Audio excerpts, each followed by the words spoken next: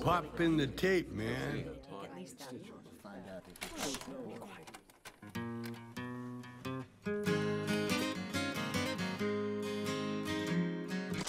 Okay, hey, so welcome back. You've been on vacation. Who? You. Yeah, I sure have. Well, I've been on an adventure. Let's not call it a vacation, because vacation, you kind of think of places where you can go relax and lay out and wait for dinner, you know. I went to Italy with my wife and her young friends, and it was a marathon for me. Is it true she had to pretend you were only going away for 10 days? And she didn't want to tell you that you were actually going away for 14 days?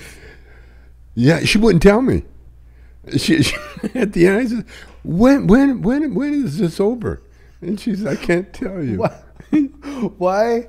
So, do you not like going on these trips? It was an adventure. I mean, you know, like most people look forward to going to travel, and this is John and Maura and Shelby. You can't think of three more energetic people that they're not satisfied with walking. They got to run. You know, and then if running's not fast enough, they got to fly. I was worried about you because you went to Italy right when all they talked about on the news was this crazy heat wave. You know, it was burning. It was like going to vacation at Santa Barbara when it was burning. You know, when Malibu was on fire. That's what it was like. And all of a sudden they said, "Hey, look out your window! There, you can see the smoke. You can see the fire." You know, because Sicily is like a mountain top. Yeah. You know, there's no flat area in Sicily, on the coast. You know, so where we were up side of a mountain, and if you wanted to get to the beach, you had to get on a shuttle and drive down this hairpin wet road to the beach. Yeah. And you know, so it wasn't like walk out of your room and onto the beach like at my house in Vancouver. You know, so it was a struggle. I basically stayed in the room and on my computer. You know? I was like a Kelly, you know? Sit there and just wrote and everything. But the big disappointment for me was the food. Italian food? Yeah, because I'm jet lagged. So you're not hungry when it's breakfast. And I know, you lost weight. You came back and you lost like 10 pounds or 15 pounds. At least. No, because I couldn't eat. I wasn't hungry. And then when I ate, it was like pasta without seasoning. Did you bring some smoke with you? Did you bring some weed with you? I brought gummies. Oh. No, especially the richer area, you know, they frown on the smoking. They don't want to smell that herb in the air. I guess not. Yeah, you know, the herb smells like poor people. You know, over there it's the rich perfumes. You know, you go, you know, the rich people have their, you know, they got that nice smelling stuff, and. But every driver and we had a ton of drivers because the airports were all closed, and so we drove everywhere. And everywhere we drove, I would ride in the front. You know, I pulled the age thing. You know, I got shotgun. Yeah. Well, they would everybody tell me where his grandpa was going to sit. Okay. You know? So you sit in the front. Okay. You know, it's cooler. You get more air conditioning. And so I sat in the front everywhere we went, and with my camera. I was really the cameraman. I just took pictures and selfies and of the whole trip. But what was the highlight of the trip? Probably Bocelli concert. I guess it was, because that was the whole point. Is that an opera? Well, he's an opera singer, but he sings, popular songs. He sang some pop songs too. It was his backyard, so he wasn't really into it. You know? Oh, really? It looked like they woke him up and said, "Hey, you got to work." You know, he's blind and he's got like 6 followers. You know, they surround him. Oh, he's blind. Oh yeah. Oh, okay. Yeah, and so at first, you know, he walked by me and didn't say hi, you know. And I felt kind of weird. You That know? happens, right? Yeah. Yeah. But then they explained, you know, that no, it was his house, his estate. And his estate, he has about, I don't know, 40 acres of beachfront. And so, yeah, they had it all set up, you know, and and all the richest people on the planet were there. And to raise money for his Italian poor people or whatever it is, you know. Right. And it was a fundraiser thing. And of course, he had opening acts. You know, he had his 14-year-old daughter sing. Yeah. Okay, not, you know, like any 14-year-old. Right. You know, it was like, yeah, it was okay. But when Bocelli came on, you know, there's all that anticipation, you know, and but he's at home, so he says, "Oh, fuck this," you know.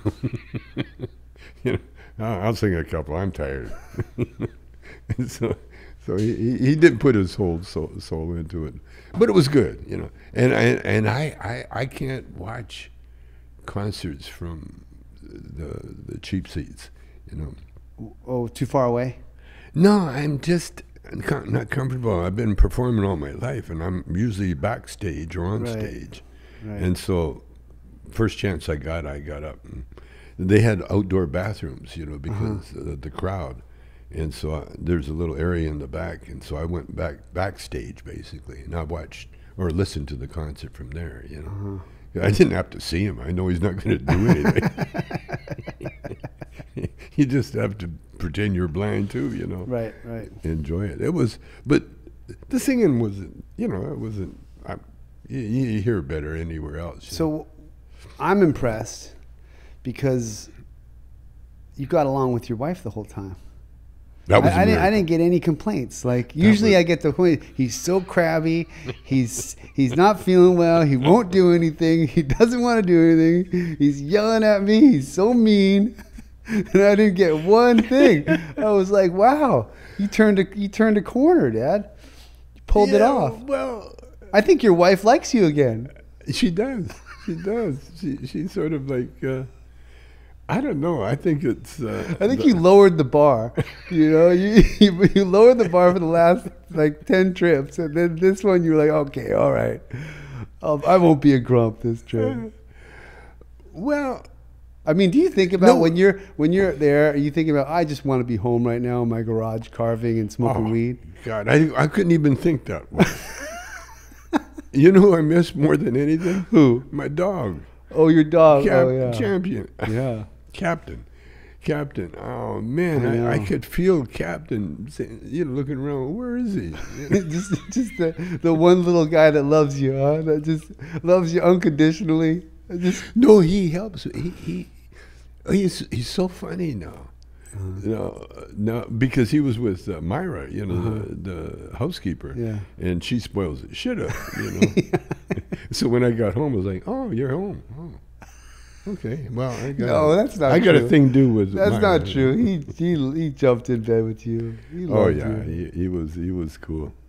No, I don't like being I don't like being away from my bed. That long, you know. No, Shelby, yeah, she told me, I'm not telling you. And I said, you're like, where are we going? Where are we going? How long are we going for? I'm not telling you. No, she would shut up, get in the car. She just okay, don't worry. Now I had to pack all your chargers and all that kind of stuff. When you packed all the bags for me, that was a stroke of genius. Yeah. Because you just grabbed a whole bunch, threw it in. Yeah, you surprised me because like I don't know if it's an old man thing, but like I mean you bring like you're going on 2 weeks. You bring like 2 shirts, 2 pairs of underpants, a pair of pants, a pair of. I'm like, man, what are you doing? You got to get like some change of clothes. No, because I don't do anything. Right. You know, I just go sit somewhere. You know? So you don't get dirty? With my you camera. Don't get dirty and sweaty? With my camera. No, I don't. I can wear the. I've been wearing these And pants here. she's like, okay, well, make sure he packs that one nice shirt. Make sure he brings the jacket. And then you're like, well, I'll just wear the jacket on the plane. I'm like, don't wear the jacket on the plane, man. No, you just pull it up and stick it in the top. No, she brought that fucking jacket. And Did you wear it one night? night? It was too hot. It was too hot. I took it with me one time. Just everybody else had a jacket. So okay, so I brought it with me, but it was so hot that you sit in front of the fan and you can feel the cold air, but you're still sweating. Right. You know, the whole area was just so hot. The places where we slept at, they never had blankets. They had a little thin. That's all you needed, right? Until the air conditioning kicks in to 40 fucking below, and you're sitting there with a little sheet on it. And that's when we got together. That's when she cuddled up to me because she was freezing her ass off too. Next thing you know, I got this little bundle next to me. There you go. That's your new strategy. You know, get rid of the blankets, turn the aircon up, and then you get a cuddle.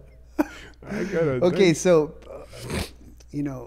a lot of people don't know this, but Shelby is notorious for when you were traveling, whether it's for a show or for vacation, that we'd show up places and she'd see the hotel and she'd just say, I'm not staying here. Let's go find another place. She right? did that on the trip. She did that, right? She did that on the trip. And no matter, you could be traveling a long ways. We drove to this town. She says, she looked at the thing. She says, I'm not staying there. And Myra, Your friends, Maura and John, they already paid for it, and so just to go look at it anyway. And so we stopped and we trundled all the luggage up to this little room, and it was so small. And Shelby walked in, I'm not staying here. And so John had to trundle all this shit back downstairs into a car. And then what we did, we just went to the next spot. Right. And then you found something. But okay, so although Shelby and John and Maura, I guess, not me, I was, because my thing was just sit me somewhere and leave me alone. Right. And they went out and had lunch. Right. And it was the best lunch ever. Because you it was missed locals. the best lunch. See, it was locals. Uh-huh. See, when you eat where tourists eat, you get this bland nothing, but you eat where the locals eat. Right. You're going to have spice, and it's going to taste good. You make it sound like, man, it was shit food. Horrible. I can't believe that. Well, just try eating spaghetti without anything. No butter, no salt, no nothing. Just boiled spaghetti. Try that. Okay, it's okay. So now Shelby has a thing. She has high standards, right? So that wasn't always the case, was it? No. Because when you guys were kind of like, I guess, like the hippie stage, and she was young, and I guess in her 20s, right? Just had Precious. She had the opposite, right? She didn't want to stay in the stuffy resorts. Oh no, we would move. So tell the story. Tell the story. Well, about Lahaina, burned down. Yeah. But back in the day, when Cheech and I first started, getting recognition, we got invited to this golf tournament on Maui, and Cheech and we were all booked into, I guess, the Four Seasons, one of those high-rise hotel. But Shelby and I, we're stone hippies. We said, "Oh, this is so plastic, man. this is so uncool. We want to get down with the people." So we moved. And Cheech didn't want to be left alone, so Cheech moved with us. And Shelby and I had dropped some acid, And Did Cheech know you guys were on acid? I don't think so.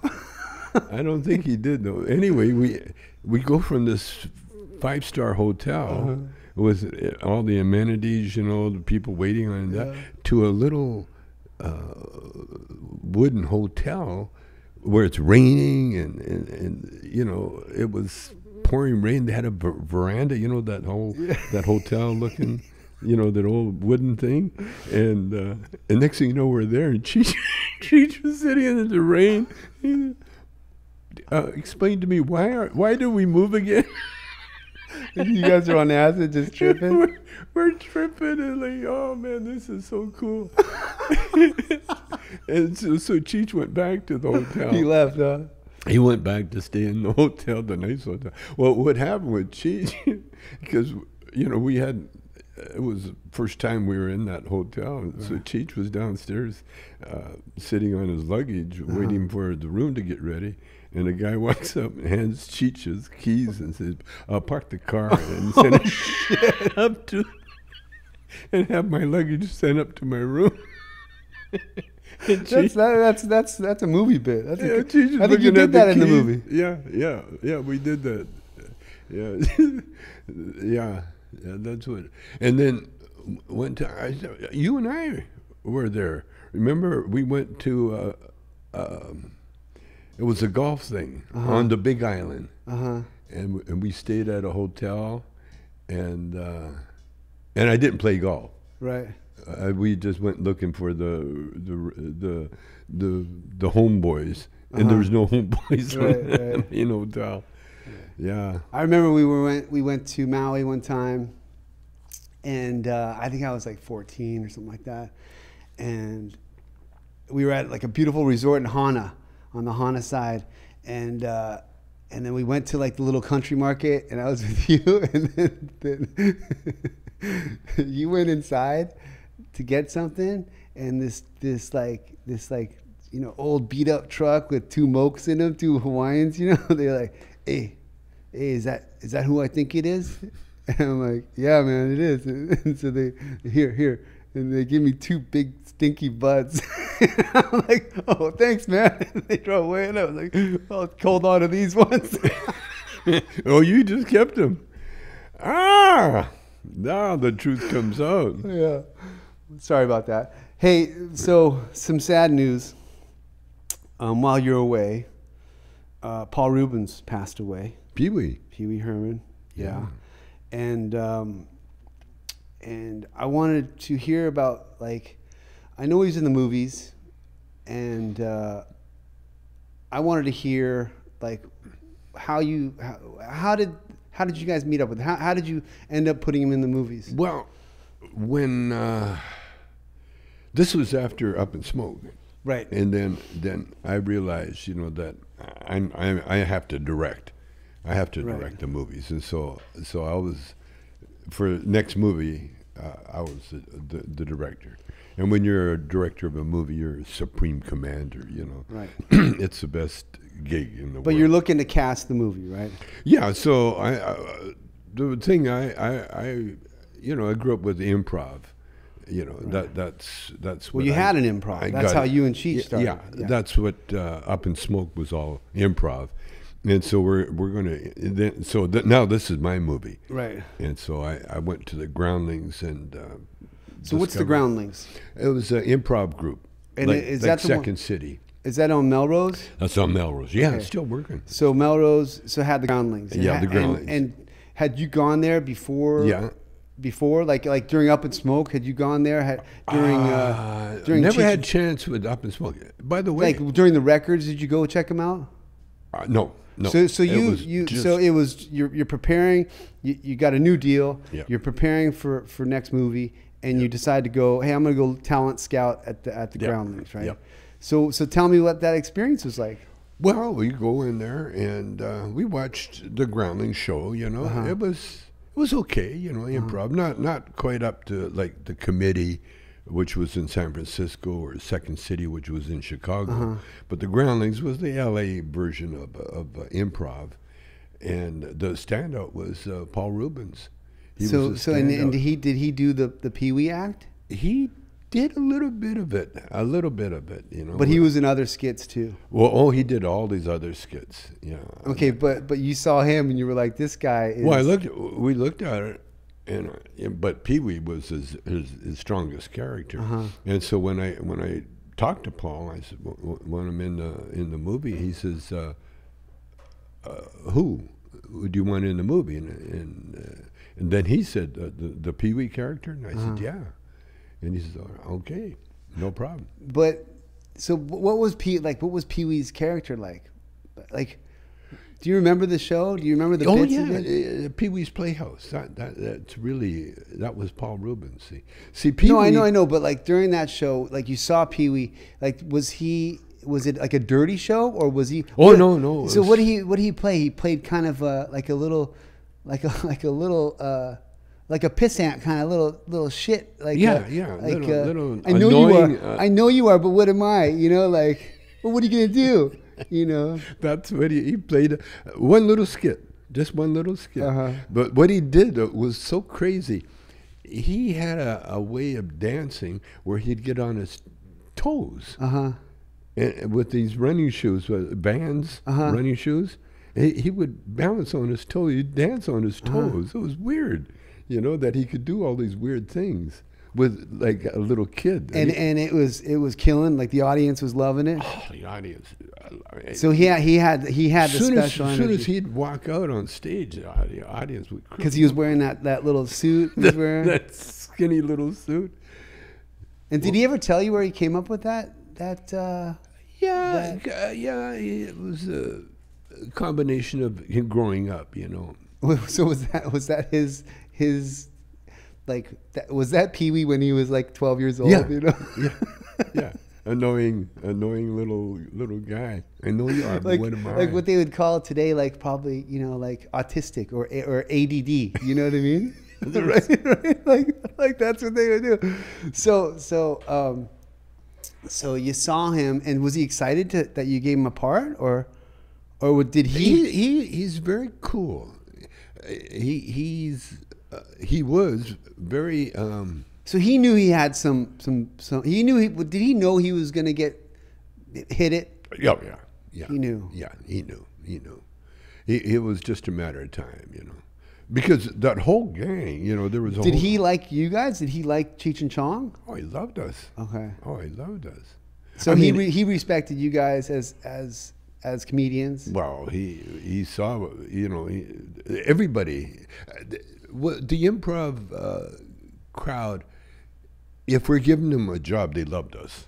Right. But if we're just going there to steal material, they hated us. Well, yeah, duh, They hated us. Right. And so when I went there to hire everybody, I had to pay, the groundlings never let me in free. Right. Right. They wanted money. The hierarchy. What, $5? Like they weren't, they weren't too happy with me, Right. And then I started giving them work. And then they were cool with you. Well, even then, even then, it's what's interesting. So thing, was Phil Hartman? Was he on the stage that night? Yeah, he was. Yeah, he was working that night. And was Sandra Bernhardt? Sandra Bernhardt was never in the ground. Oh, she wasn't. In the, so the two. You want to hear the story about? Sandra? Wait, hold on. The two guys in the Groundlings that night that became famous were Phil Hartman and Pee Wee. And Pee Wee. Those are the ones that really broke out. Yeah. Of that era, right? Yeah. So and then Phil Hartman, did you put him in? Was he in Nice Dreams? No, he was in Things That Are Tough All Over. Oh, he was in Things Are Tough All Over. Yeah. Okay. Yeah, I think. And when you wrote Pee Wee's, when you and Cheech like developed those, was he like, was he very active in that process of figuring out the scene and stuff like that, or well, nobody was, especially Cheech, No, but did you? So Pee Wee and I got together and we figured out we're going to use Pee Wee's character. Because he only played Pee Wee's character in the nightclub scene. Yeah. In the comedy club scene. Yeah. Right. Yeah. But before that, it was like Pee Wee's day job. It was his day job character. Yeah. I forgot about the nightclub scene. And then I saw it. Oh, okay. Because I just remembered the hotel scene. Oh, right.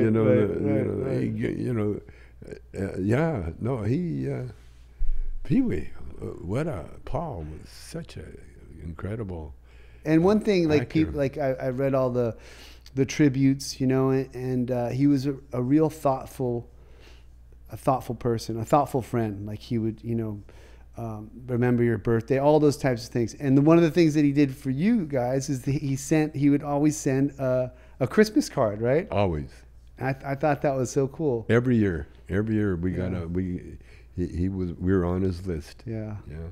And when I used him in Nice Dreams, see that's when we got a little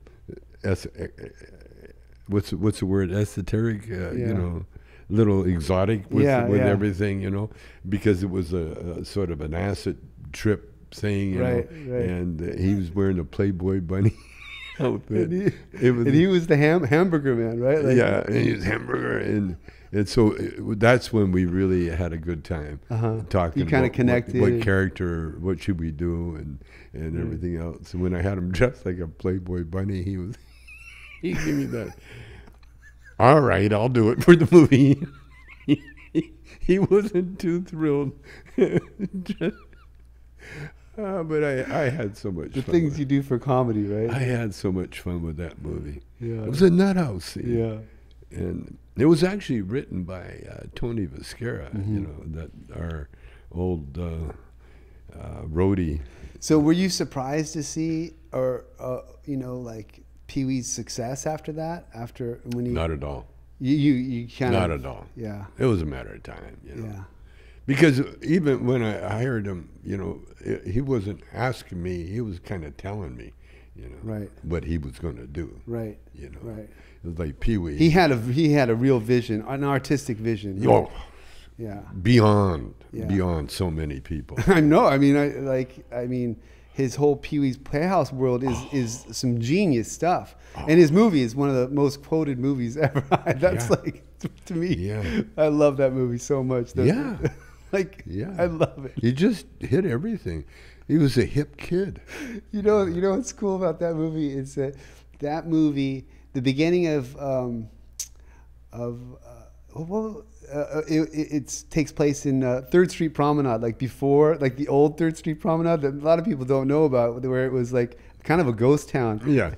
And that's where, you know, the first parts of the movies takes place, and it's really cool to see. I love that movie so much. Yeah, I think, in fact, I know I had a lot of influence on the way Pee-wee did things. You know, just open up the craziness. You know, that's what we're looking for. We're looking for.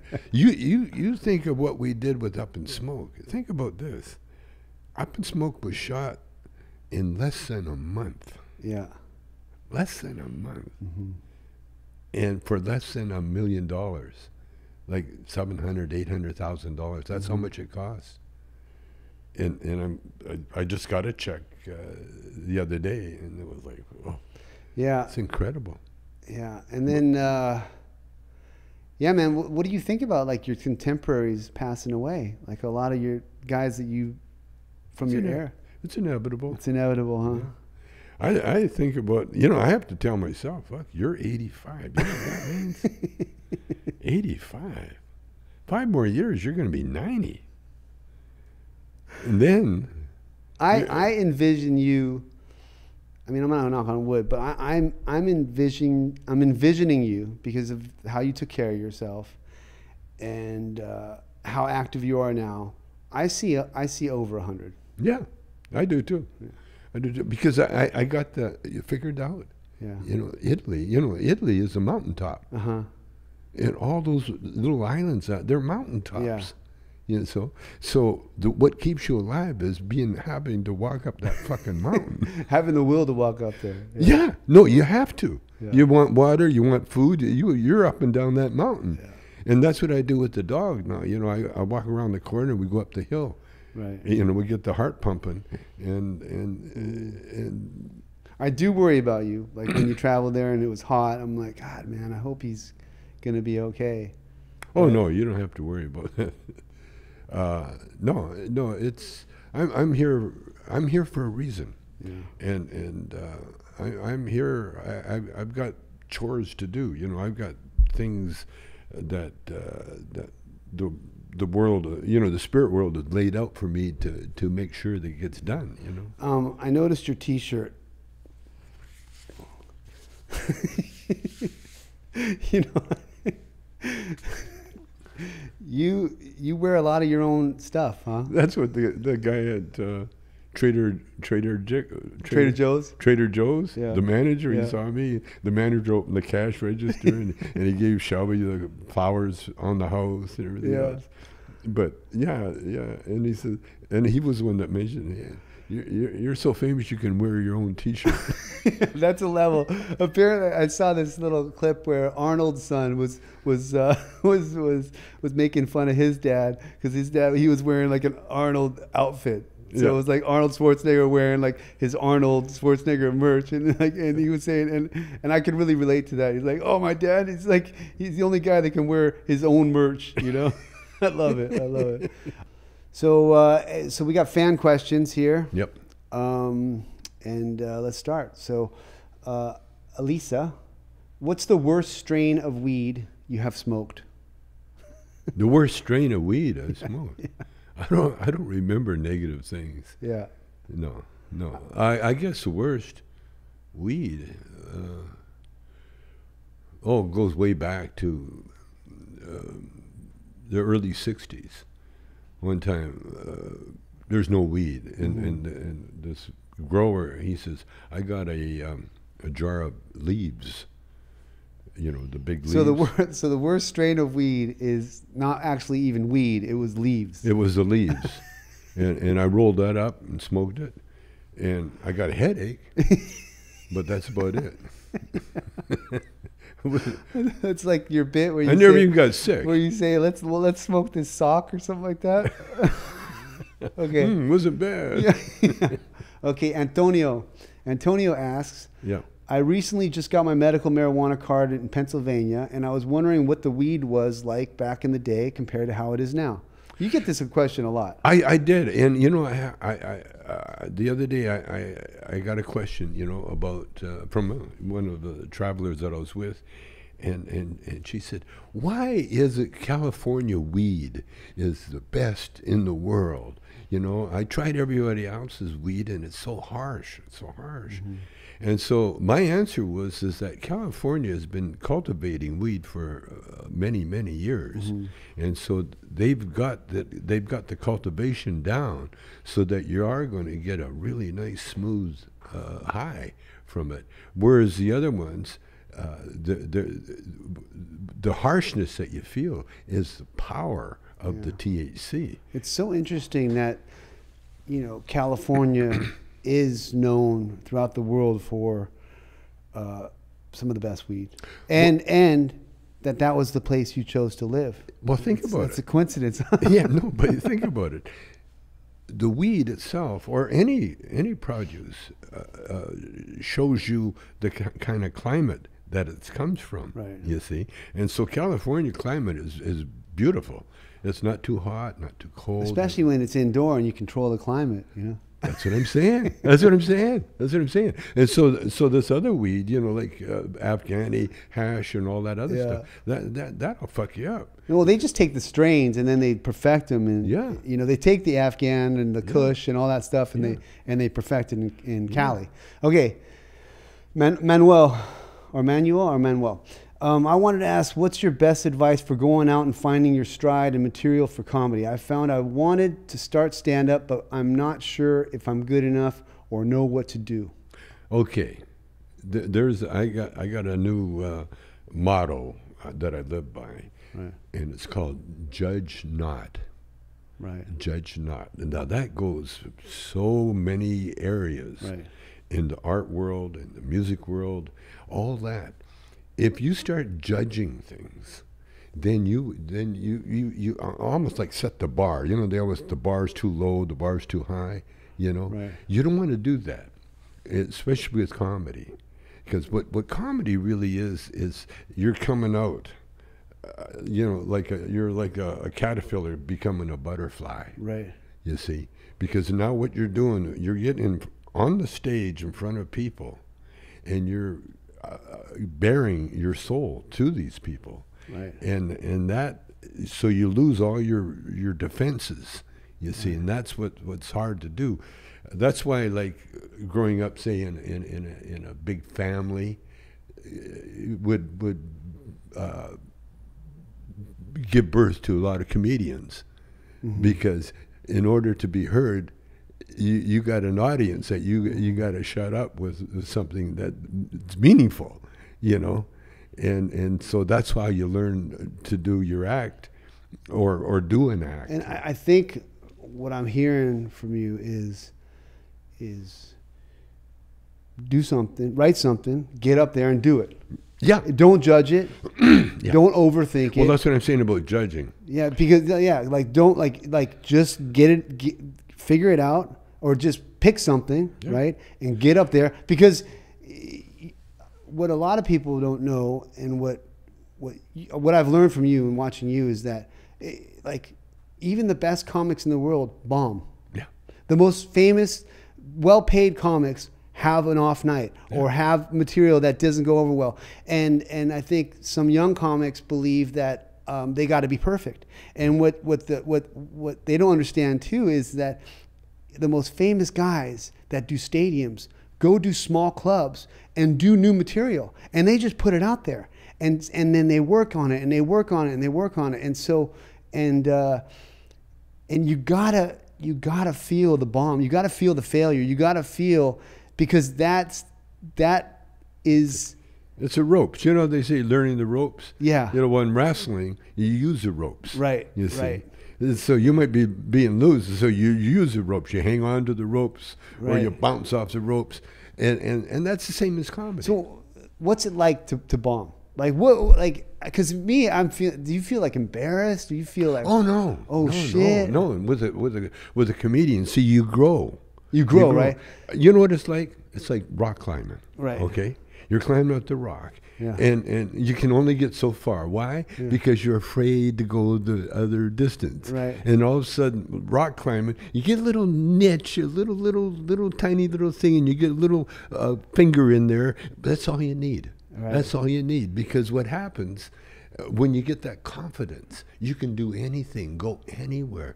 Because the only fear you have is yourself. Right. It's your own fear of your own hang-ups. Yeah, your own hang-ups. And so when you're rock climbing, if you miss it, you're going to die. Yeah. You see, and when you're on stage, so you try to get those areas where you're.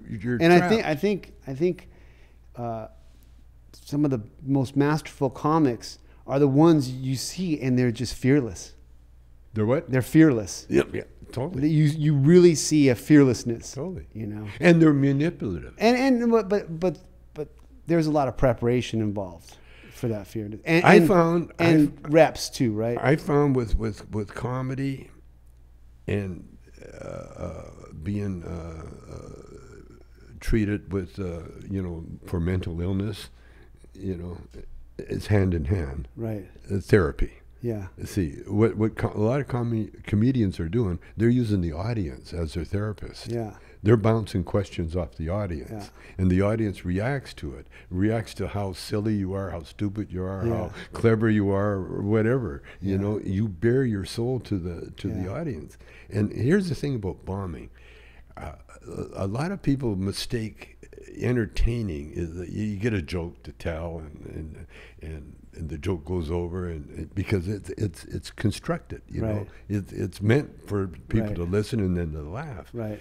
Well, there's like a premise, a setup, and a punchline. Yeah, to create that, here's what I learned is that there is a force, the spiritual force that directs artists. Yeah. And the more you can relax, and see, when you relax into that force, you're relaxing into yourself. Mm-hmm. And the people that are governed by what other people think, they're the ones that are afraid to bomb and afraid to do everything. But you're not governed by them, but you do, because I've heard this from you many times, where you and Cheech, you're in a different part of the world or a different part of the country, and your act that was killing in LA or Southern California is not going over well, and you had a conversation and you probably have it with yourself sometimes. Man, this material is not working. Like, we got to figure out something that works here. And I think that's when the muse kind of kicks in or doesn't. Sometimes it doesn't, and it's okay, right?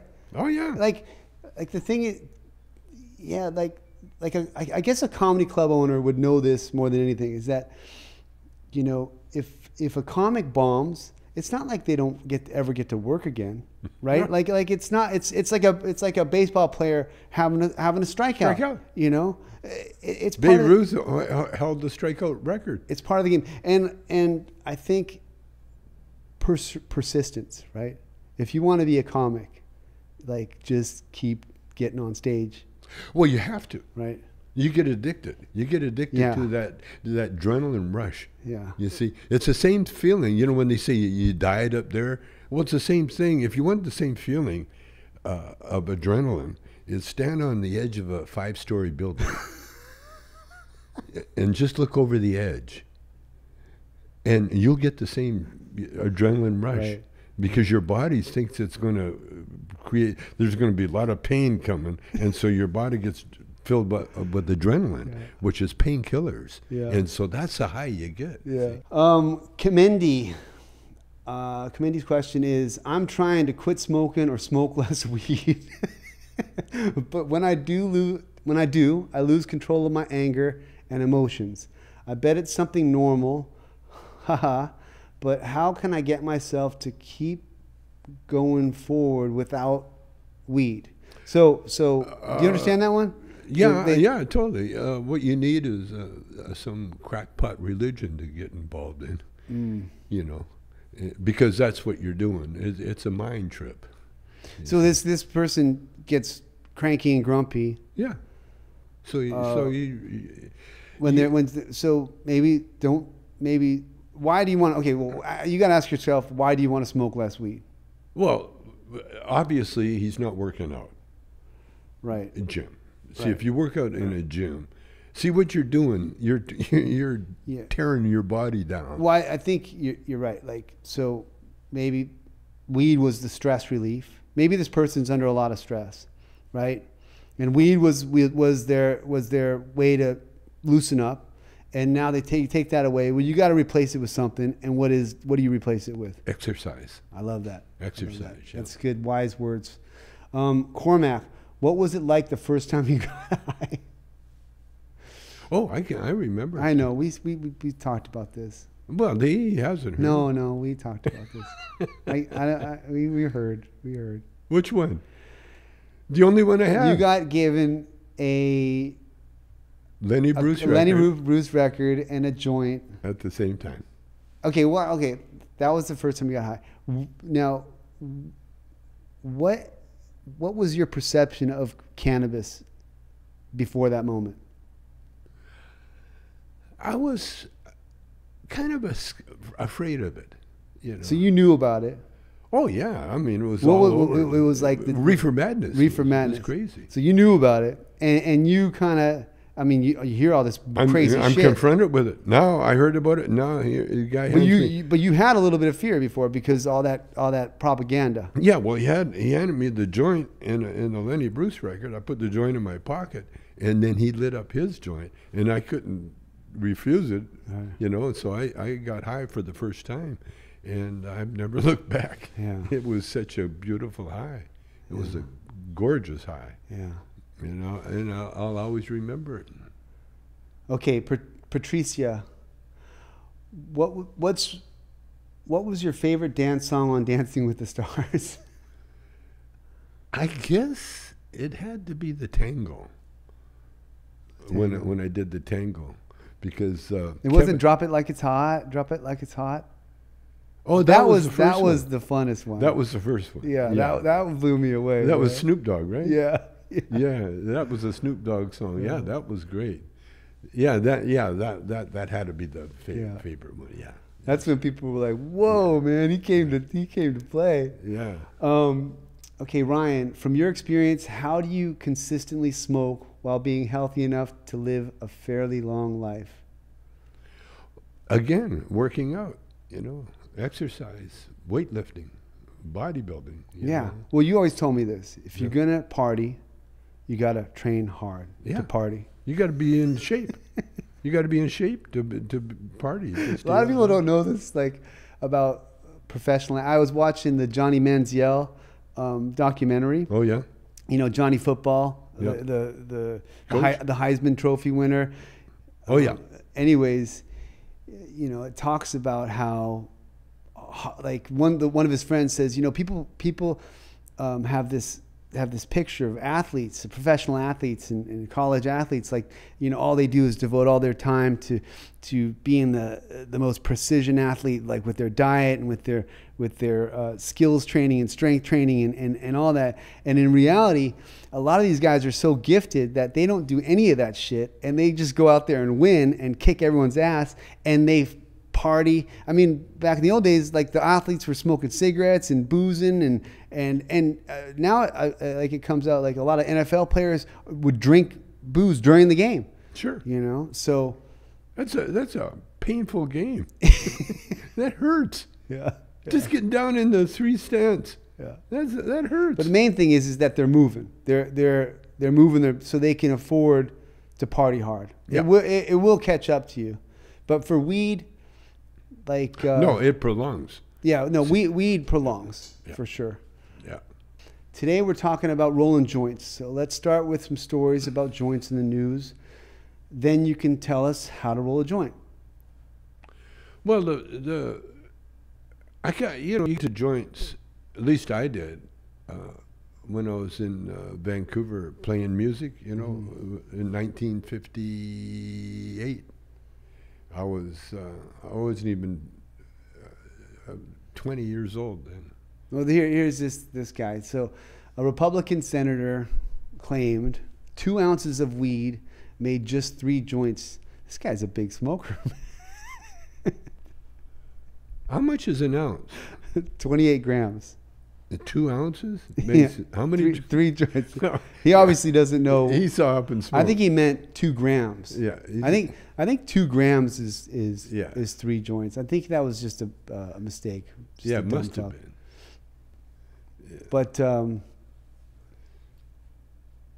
Oh yeah, I'm gonna blunt roller. I gotta. Well, you know, we had our own Tommy Chong. do you like blunts? Hmm? Do you like blunts? No. So because that's the tobacco paper. Yeah, I know. Or like the tobacco leaf. Yeah. Because you get a little bit of the tobacco Yeah, kind of yeah. buzz. I don't like that. I don't like that. No. I think there's a generational rift between for joint rolling, right? Oh, because big time. because you know, the way your generation rolls is like these little kind of Pinners. small joints, and it's because it was illegal and it was harder to get, right? And more Well, expensive, not more expensive. You but could just sell the little ones for $1, $1 a piece. $1 a And joint. so I had we had dealers coming by when we'd have our break with the dollar joints, and so That's the a band deal. would get 1 joint, and we would smoke it. We'd That's pass perfect. it around, and it would give you enough high to get through the gig, you know, to play your ass off and have fun. So I learned, you know, little it can be all you need. Yeah. You know. Okay, so I want to show you how to roll the joint. show me how to roll a joint. Sure. What you need is papers. Now, the old days, we used to take these papers. Hold on, Dad. Wait a second. The old days, we'd take these papers. So start again. You want me to teach you how to roll a joint? Yeah. Hey, want me to teach you how to roll a joint? Yeah. Okay. First thing you do, I like these small papers. I tried the big ones and they're too clumsy for me. But what you do is you make it twice as big. It's a little crooked. It's okay. It doesn't matter. Let's see. See, it's harder when you get old. Like the precision in your fingers, right? Oh, it's the eyes. Oh, it's the eyes. It's the eyes. I got no depth of perception. And then, So but you're anyway. like you just got to do it on feel. You can't even see.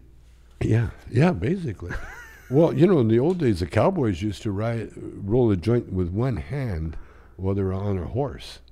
Yeah. If you can imagine that, or I can because I or grew driving a pickup truck. You know, they roll a joint with one hand. You know, I grew up with a guy in the Palisades his nickname is Wolfie, Chris Wolf, and he was a master joint roller. Like he could drive and roll a joint with one hand while he's driving.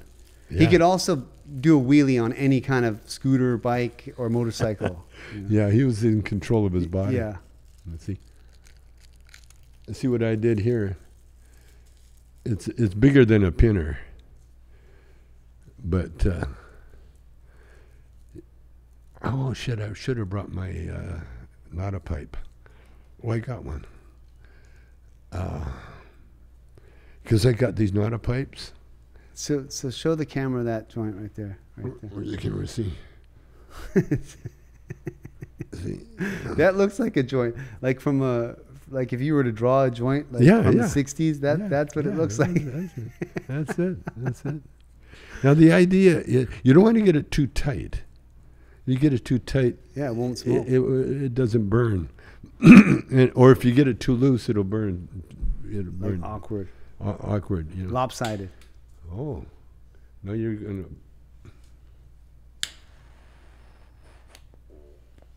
A little overkill with the fire, but that's okay. Light, come on, matches, man. Cheech and I were doing a show one time, a real quiet part of the show, and all of a sudden I heard a guy go, matches! And I thought the crowd would tell him to shut up. And the guy goes, I got some! He walks over and hands a matches to the guy in the middle of our show. But that was back in the day when we were like working pizza parlors. Oh, right. And we had to stop. We'd go, 42. Your pizza's ready. Right in the middle of a bit, you know.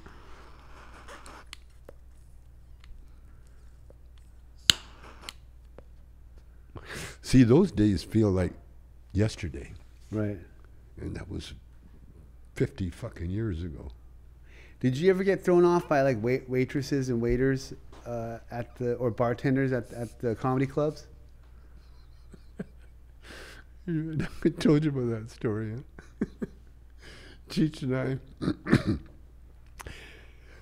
we'd been working at the Troubadour, and to the point where Sunday was our night. Right. And they would advertise Cheech and Chong are going to be here Sunday. We weren't getting paid. We weren't getting paid nothing. Yeah. But it was like a freebie, and so then finally, we got a record. We're headlining the show, and so. And you got a piece of the ticket sales. Oh man, no. We just got. Still didn't get. No. Not Troubadours ain't paying anybody's shit. No. They didn't pay scale, something like that.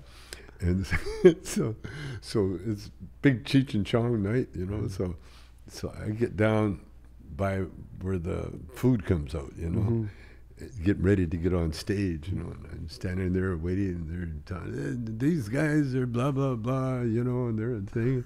And just before they say, here's Cheech and Chong, the waitress behind me goes, "Get out of my way!" And I looked around, and the guy says, "Cheech and Chong." And so I'm looking at this waitress. She's got a big stack of food, and I'm looking at her, and then I get on stage. What a shock. She didn't give a shit. Oh, no, I was in her way, and she's got a big tray full of food. Get the fuck out of her. It was like, I don't care who you are, Chong. Isn't that nice? This is nice. Like joints. I never smoked in Italy. Did it help your lungs? I don't know. I don't think so. Weed helps my. I mean, I get a lot of phlegm and that, but that's good. Yeah, that's good. Clean. You know, when you cough and that, you hack up all the expectorant. Yeah, whatever. Goobers or hakalugi. That's what we call it. Hakalugi. Oh, do you want some? I'm good.